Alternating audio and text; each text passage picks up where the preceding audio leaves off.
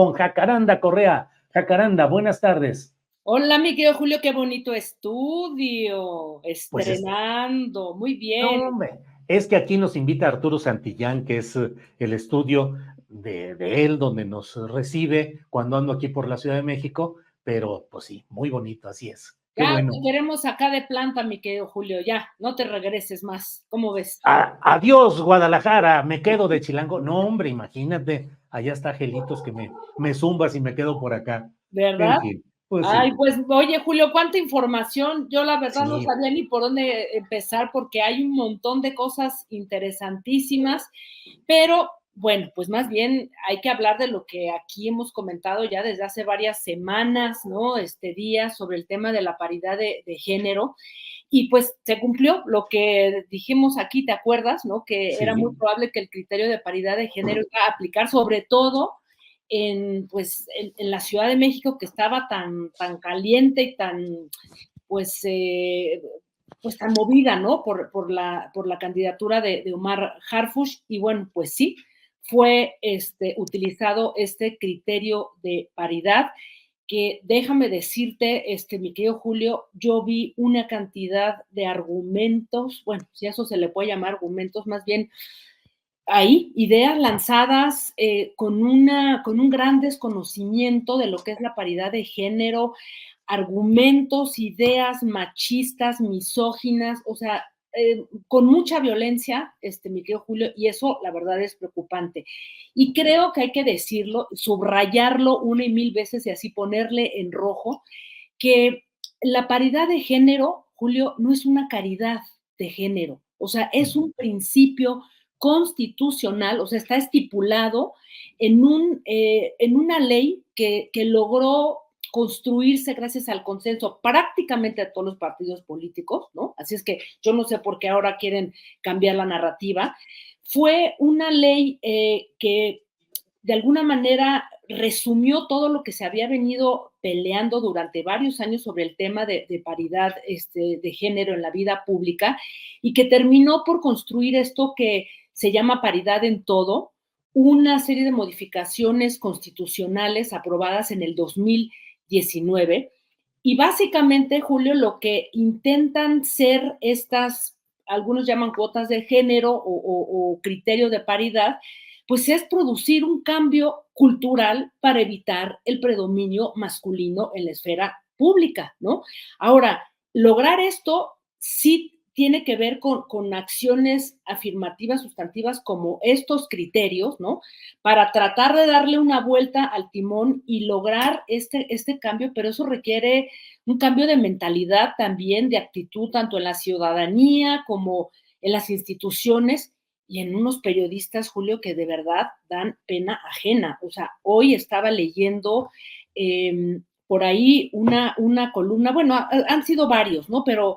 Pero insistiendo, porque lo dijo en varios programas al aire y luego diciendo en su columna en Reforma, Sergio Sarmiento, que la ley debe de ser ciega, que no debe de tener clase, ni raza, ni género, ¿no? Y que esto, al contrario, desacredita a las mujeres. O sea, a esos señores de verdad les hace falta leer y realmente saber lo que significan estos criterios que además no se aplicaron aquí por contentillo. O sea, hay estrategias globales, la propia ONU, Julio, generó un documento desde el 2017 que se llama Estrategia para todo el sistema sobre la paridad de género y que de alguna manera promueve ciertas acciones, diversas estrategias para alcanzar la paridad de género desde el 2017 hasta el 2028. O sea, no es un asunto que se le haya ocurrido a unos cuantos, no, digamos que es una serie de estrategias y de toma de decisiones a nivel global que justamente lo que quieren hacer es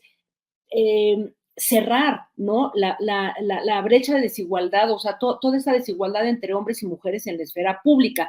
Entonces, es increíble esta falta, digamos, de información y pues si no les gusta ni modo, porque pues son de todas formas cambios constitucionales y pues ahí están.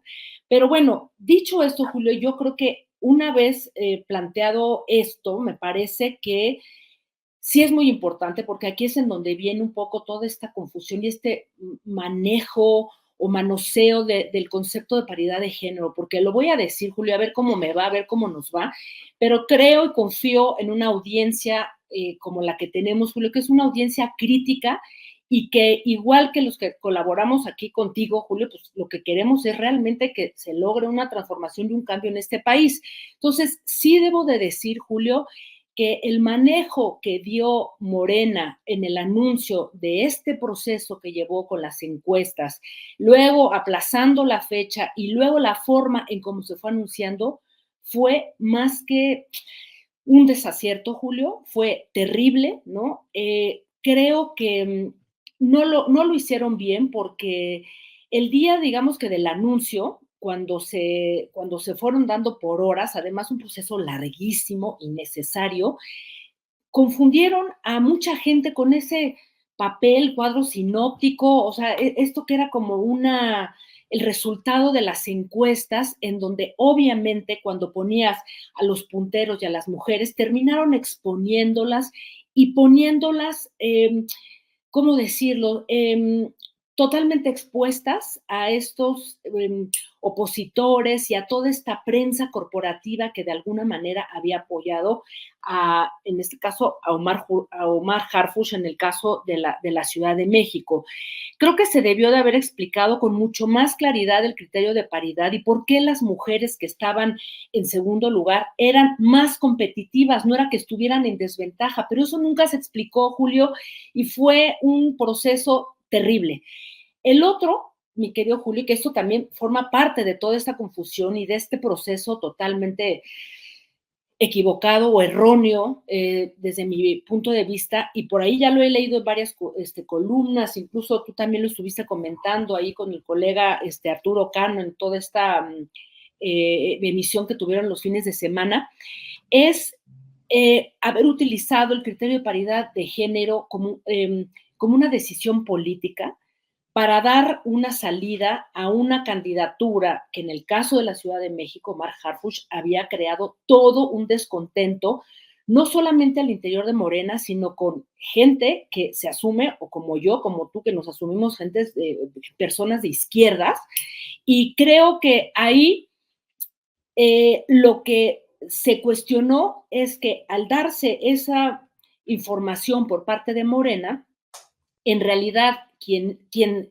tendría que haber sido la otra candidata era Sacil de León en Chiapas y no Brugada, ¿no? O sea, entonces eso volvió a generar más confusión. Y finalmente, mi querido Julio, y creo que aquí viene, este es como el antecedente de todo este problemón, creo que fue muy buena idea, ha sido una muy buena idea esta idea de la contienda interna en Morena, pero es una idea que no tiene dientes, que no tiene una manera realmente de compartir ideas, ¿no? En quienes compitieron por esas candidaturas a coordinadores, ¿no? Por parte de Morena, porque de entrada, la primera pregunta es, ¿cómo supondrían que iban a elegir a las mejores y a los mejores candidatos sin debates, mi querido Julio? O sea, no hubo debates para estas candidaturas y al no haber debates, se le abrió la puerta, pues ahora sí que como dice el presidente, a las machincuepas, ¿no? Y a una cantidad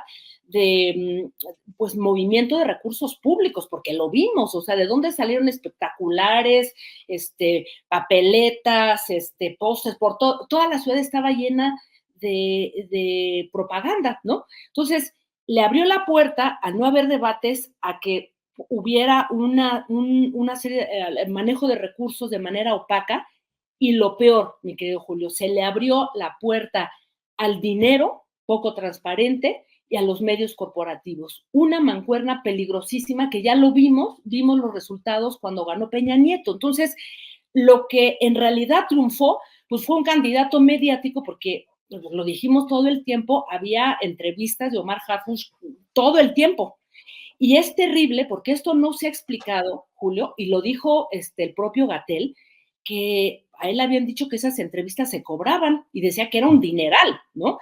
Entonces, ¿quién las pagó, Julio? ¿Quién pagó esas entrevistas? ¿Cómo se pagaron? Entonces, creo que ahí todavía hay una deuda y Morena tendría que explicar exactamente cómo se construyó la candidatura de Omar Harfuch y cuáles fueron esas fuerzas que se unieron para abrirle la puerta al dinero y a los medios corporativos. Lo último con lo que yo cerraría, Julio, después de estas reflexiones es, más allá de los errores, más allá de lo que se tenga que arreglar y reflexionar sobre todo este proceso y lo que se ha aplicado a nivel de la paridad de género, me parece, Julio, que sobre todo en la Ciudad de México quedó totalmente demostrado, y coincido plenamente en lo que has dicho hace un instante, en que las izquierdas están vivas y que las izquierdas van más allá de Morena, de las cuotas partidistas, que las izquierdas, que todas aquellas personas que buscamos realmente que se cambien y se transforme el estado de las cosas, finalmente opinamos, hablamos, reflexionamos sobre una candidatura que creíamos un agravio para un movimiento que se dice progresista. Así es que en ese sentido, en lo que a mí corresponde, yo me quedo pues contenta viendo que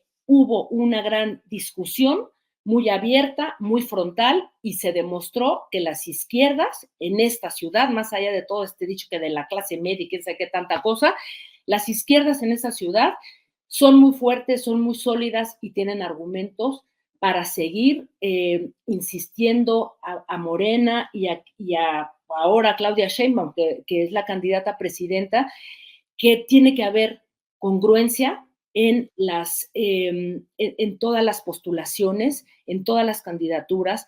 Basta de pragmatismos, Julio, que solamente pues dejan ver, como decía Groucho Marx, no, estos son mis principios y si no les gustan, aquí tengo otros. Puro pragmatismo con candidaturas de chapulines y gente que no está realmente comprometida con un movimiento de transformación, sino simplemente con la lana y conseguir perpetuándose ahí en el poder y en las cúpulas partidistas, mi querido Julio. ¿Cómo ves?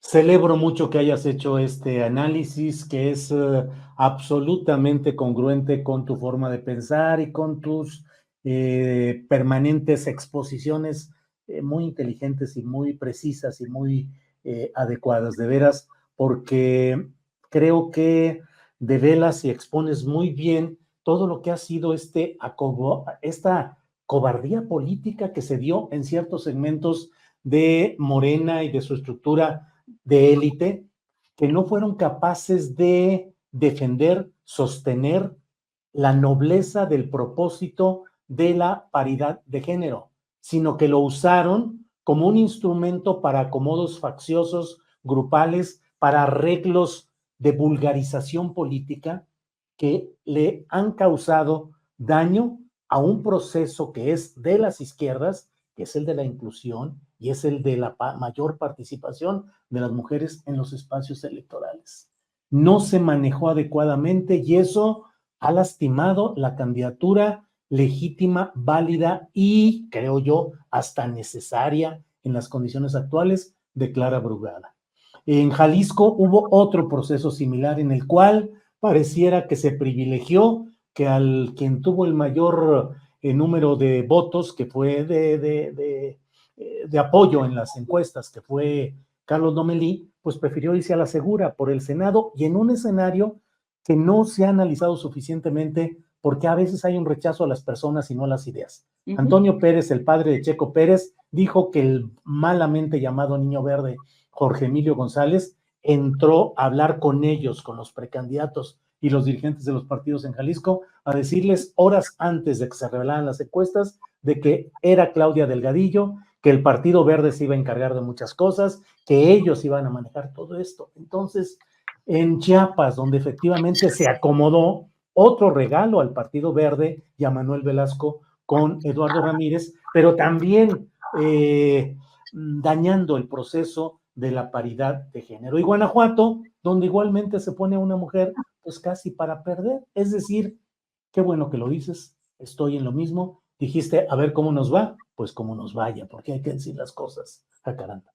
Así es, mi querido Julio, lo has dicho y lo cierras muy bien, porque creo que defender este criterio de paridad de género es muy importante, y lo que es más importante es, digamos, que manifestarse contra la manera en que fue usado. Vamos a ver ahora cómo va a reaccionar el Frente Amplio que va los próximos días también a elegir, no sabemos de qué manera, a sus candidatas y candidatos. Vamos a ver ahí cómo aplica esto que por ahí un usuario en Twitter le llamaba el Priankenstein. Entonces, vamos a ver cómo salen ahí las candidaturas y cómo vienen también después las otras de Morena, Julio, porque esto apenas empieza, ¿eh? Faltan pues un montón de cargos de elección popular, así es que vamos a ver, mi querido Julio, pero es muy interesante la forma en cómo hemos ido aprendiendo y cómo se han pues despertado un montón de reflexiones interesantes desde, creo yo, un periodismo crítico, inteligente, así es que pues esa sería mi reflexión, querido Julio. Pues como siempre, muchas gracias. Gracias por esta reflexión y por este remover necesario de neuronas. Jacaranda, muchas gracias por estar aquí. Nos vemos la próxima semana. Un Gracias. abrazo, querido Julio, y a toda la audiencia también. Hasta pronto.